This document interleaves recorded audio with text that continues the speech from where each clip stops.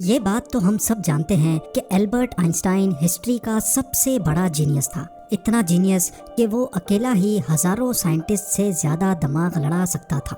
جو چیز ہم انسان سمجھنا تو دور کی بات سوچ بھی نہیں سکتے، وہ آئنسٹائن نے سوچی بھی، سمجھی بھی اور اس کو پوری دنیا کے لیے آسان بھی بنایا۔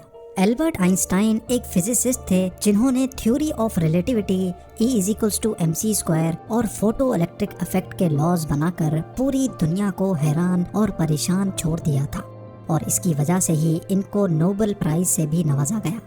ان کی ایکسٹرا آرڈنری سوچنے اور سمجھنے کی صلاحیت دیکھ کر لوگ سمجھتے تھے کہ آئنسٹائن کے پاس ایک اسپیشل برین ہے جو ہم عام انسانوں سے کافی زیادہ مختلف ہے۔ اس بات کا خود آئنسٹائن کو بھی اندازہ تھا، اسی وجہ سے وہ نہیں چاہتے تھے کہ مرنے کے بعد ان کی باڈی کے کسی بھی حصے پر ریسرچ کی جائے، بلکہ انہوں نے تو یہ انسٹرکشنز دے رکھی تھیں کہ مرنے کے بعد ان کی باڈی کو جلا کر راکھ کر دیا جائے۔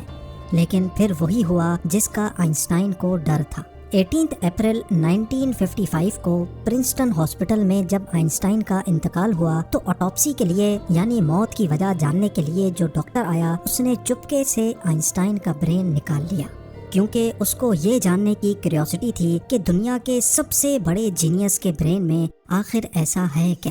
آئنسٹائن کا برین چرانے والے ڈاکٹر تھامس ہاروی تھے، جن کو اپنے ساتھ ہونے والے انجام سے زیادہ اس اسپیشل برین کو اسٹڈی کرنے میں دلچسپی تھی۔ کچھ دنوں کے بعد جب پرنسٹن ہاسپٹل کو ڈاکٹر ہاروی کی اس حرکت کا پتہ چلا تو ان کو اپنی جاب سے ہاتھ دھونا پڑا، لیکن ڈاکٹر ہاروی آئنسٹائن کے بیٹے ہنس البرٹ سے جیسے تیسے کر کے یہ پرمیشن لینے میں کامیاب ہو گئے کہ وہ اس کے باپ کے اسپیشل برین کے اندر چھپے رازوں سے پردہ اٹھا کر اس کو دنیا کے سامنے لانا چاہتے ہیں۔ اس دن کے بعد سے شروع ہوا اس برین کا ایک لمبا ترین سفر۔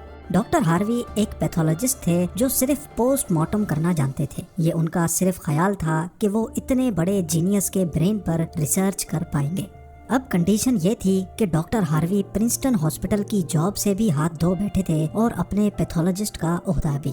آئنسٹائن کا برین جو پہلے ہی ڈاکٹر ہاروی پریزرو کر چکے تھے، وہ اس کو لے کر پینسلوینیا کے شہر فیلاڈیلفیا لے گئے، جہاں انہوں نے برین کی کئی فوٹوز لیں اور پھر اس کو 240 چھوٹے چھوٹے پیسز میں کاٹ کر ہر پیس کو الگ الگ جار میں پریزرو کر کے اپنی بیسمنٹ میں چھپا دیا۔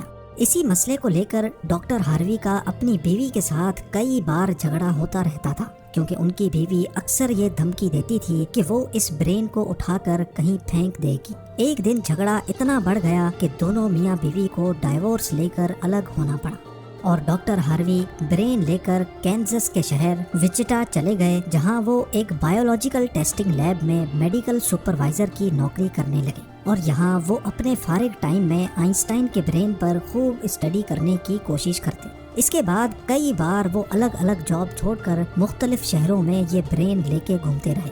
کئی سال گزر چکے تھے لیکن ڈاکٹر ہاروی آئنسٹائن کے برین پر کچھ خاص ریسرچ نہ کر سکے، الٹا ان کا میڈیکل لائسنس ہی کینسل کر دیا گیا، اور نوبت یہاں تک آ گئی کہ ان کو ایک پلاسٹک کی فیکٹری میں جاب سٹارٹ کرنی پڑی۔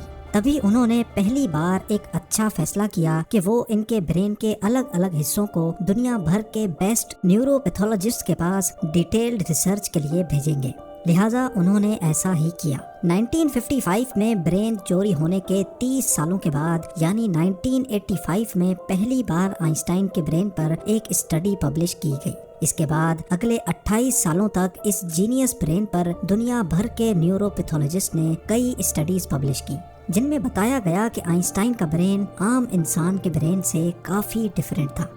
سب سے بڑا ڈیفرنس برین کے کارپس کیلوسم نامی حصے میں پایا گیا۔ اب یہاں یہ جاننا ضروری ہے کہ انسانی برین 2 الگ الگ حصوں میں ڈیوائیڈڈ ہوتا ہے۔ انسان جو بھی کام کرتا ہے وہ برین کے ایک حصے میں پہلے پروسیس ہوتا ہے، اور پھر برین ہمارے جسم کے اس حصے کو سگنل دیتا ہے۔ لیفٹ برین ہمارے جسم کے رائٹ حصوں کو کنٹرول کرتا ہے، جبکہ رائٹ برین ہمارے جسم کے لیفٹ حصے کو کنٹرول کرتا ہے۔ اس کے علاوہ 90% انسانوں کا لیفٹ برین بولنے، سمجھنے، میتھمیٹیکل کیلکولیشنز اور رائٹنگ یعنی لکھنے کے دوران کام کرتا ہے، جبکہ رائٹ برین کے پاس کریٹیوٹی، شیپس کو پہچاننے، آرٹ اور میوزیکل اسکلز کی ذمہ داری ہوتی ہے۔ اب آپ بھی یہ سوچ رہے ہوں گے کہ اس سب میں کارپس کیلوسم کا کیا کام ہے؟ فرض کر لیں کہ آپ کی بورڈ پر ٹائپنگ کر رہے ہیں یا پھر موبائل فون پر. اس دوران ہمارے دونوں ہاتھ ٹائپنگ کرنے میں بزی ہیں. کچھ الفابیٹس ہمارا سیدھا ہاتھ ٹائپ کر رہا ہے تو کچھ الٹا ہاتھ. ٹائپنگ کے دوران آپ کے لیفٹ ہینڈ سے ایک مسٹیک ہوئی تو آپ نے فوراً اپنا رائٹ ہینڈ استعمال کر کے اس مسٹیک کو اریز کیا. تو اس کا مطلب یہ ہوا کہ جب ہمارے رائٹ برین سے مسٹیک ہوئی تو اس نے لیفٹ برین کو فوراً سگنل دے کر وہ مسٹیک ٹھیک کروائی. برین کے دونوں حصے آپس میں جس چیز کے تھرو کمیونیکیٹ کرتے ہیں اس کو کارپس کیلوسم کہا جاتا ہے. اور آئنسٹائن کا کارپس کیلوسم عام انسانوں کے مقابلے میں کچھ زیادہ ہی بڑا تھا. یعنی ان کا لیفٹ اور رائٹ برین کا آپس میں بہت اسٹرانگ کنیکشن تھا، جس کی وجہ سے آئنسٹائن ایک ہی وقت میں کافی کمپلیکس پرابلمز اور سچویشنز کو امیجن کر سکتے تھے. کارپس کیلوسم کے بڑے ہونے کے علاوہ آئنسٹائن کے برین کا پیٹرن بھی عام انسانوں سے کافی مختلف تھا، اور ریسرچرز کا ماننا ہے کہ اس کی وجہ سے برین میں نیورونز کا فلو کافی بہتر تھا. نیورونز کے اچھے فلو ہونے کا مطلب ہے کہ ان کی میتھمیٹیکل کیلکولیشنز کی پاور کافی زیادہ اسٹرانگ تھی. Albert Einstein complex mathematical problems کو بغیر پین اور پیپر کے اپنے دماغ کی مدد سے ہی سالو کرنے کی قابلیت رکھتے تھے. نیورونز زیادہ ہونے کی ایک اور وجہ بھی ریسرچ پیپرز میں بتائی گئی. جب آئنسٹائن کے برین کا وزن کیا گیا تو اس کا وزن 1230 گرام تھا، جبکہ عام انسانوں کا 1400 گرام ہوتا ہے. ریسرچرز کا ماننا ہے کہ ان کے برین کی لائننگ کافی پتلی تھی، جس کی وجہ سے ان میں زیادہ نیورونز پائے جاتے تھے. لیکن سب سے بڑا سوال ابھی بھی وہی تھا کہ کیا آئنسٹائن ایسے اسپیشل برین کے ساتھ پیدا ہوئے تھے یا ان کے پیدا ہونے کے بعد اس میں چینجز آئیں. جانچ کے بعد معلوم پڑا کہ البرٹ آئنسٹائن جب پیدا ہوئے تھے تو وہ پورے 5 سالوں تک بول نہیں سکتے تھے، جبکہ دوسرے بچے 2 یا 3 سال کی عمر میں بولنا شروع کر دیتے ہیں.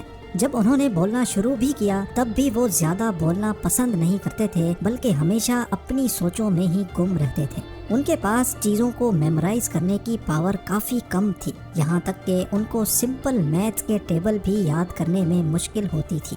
وہ میتھس اور نمبرز کو لاجیکل طریقوں سے پروسیس کرنے کے ماسٹر تھے، نہ کہ ان کو رٹا لگا کر یاد کرنے کے. اسکول لائف میں باقی ہر سبجیکٹ میں آئنسٹائن فیل ہوتے تھے، صرف میتھس اور سائنس وہ واحد سبجیکٹس تھے جس میں آئنسٹائن کے نمبرز سب سے زیادہ آتے تھے. جب البرٹ آئنسٹائن 12 سال کے تھے تب ایک فیملی ٹیچر اپنی جیومیٹری کی بک ان کے پاس بھول گئے. حیرت انگیز طور پہ صرف ایک ہی دن میں آئنسٹائن وہ پوری بک پڑھ کر اپنے جیومیٹری کے کانسیپٹس کلیئر کر بیٹھے. نہ صرف اتنا بلکہ صرف 14 سال کی عمر میں ہی وہ انٹیگرل اور ڈفرینشیل کیلکولس کے ماسٹر بن چکے تھے. میتھس اور سائنس میں ان کی اتنی اسٹرانگ گرپ تھی کہ جب وہ کلاس روم میں کوئی سوال پوچھنے کے لیے ہاتھ کھڑا کرتے تھے تو پروفیسرز گھبرانے لگتے تھے، کیونکہ آئنسٹائن کے اکثر سوال ٹیچرز کے بھی اوپر سے گزر جاتے تھے. چھوٹی سی عمر میں ہی وہ اس یونیورس کے لاز کو ایک چھوٹی سی ایکویشن میں بند کرنا چاہتے تھے، اور یہی انہوں نے اپنی زندگی کا مقصد بنا لیا تھا. 26 سال کی عمر میں آئنسٹائن نے 4 ریسرچ پیپرز پبلش کر کے پوری دنیا کو حیران کر ڈالا، اور اسی وجہ سے ان کو PhD کی ڈگری اور ہیومینٹی کے لیے اعلیٰ کردار ادا کرنے کی صورت میں نوبل پرائز سے بھی نوازا گیا. اس کا اندازہ آپ صرف اس بات سے لگا لیں کہ آج بھی آئنسٹائن کی ان تھیسس کے بنا سائنس بالکل ادھوری ہے. کئی ڈاکٹرز اور سائنٹسٹ نے یہ نتیجہ نکالا کہ آئنسٹائن کا برین ان کے پیدا ہونے کے بعد اسپیشل بنا تھا، جس کی سب سے بڑی وجہ یہ تھی کہ جب ان کو اپنے سوالوں کا کوئی جواب نہیں ملتا تھا تو وہ خود اپنے دماغ کی مدد سے جواب تلاش کیا کرتے تھے. چھوٹی عمر میں ہی ایسا کرنے سے ان کا برین اسی حساب سے ڈیولپ ہوتا گیا. آج بھی آئنسٹائن کا یہ ایکسٹرا آرڈنری برین امریکہ میں واقع دی مٹر میوزیم میں موجود ہے، جس کو بڑی حفاظت سے مائکروسکوپک فلمز میں پریزرو کر کے رکھا گیا ہے.